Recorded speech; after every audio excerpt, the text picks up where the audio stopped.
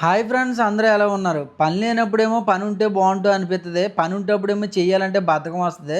ఒక వారం నుంచి అయితే మామూలు కాదు, దోల తీరిపోతుంది అనమాట. డే అండ్ నైట్ కంటిన్యూగా చేస్తానే ఉన్నాం. ఒక్క 1 అవర్ 2 అవర్ మట్టుకే పడుకోవడానికి అయితే టైం ఇస్తున్నారన్నమాట. చాలా దారుణంగా ఉంది. ఇది వచ్చేసి చెప్పాను కదా, కొత్తగా వేర్ హౌస్ అయితే ఓపెన్ అయిందని చెప్పేసి.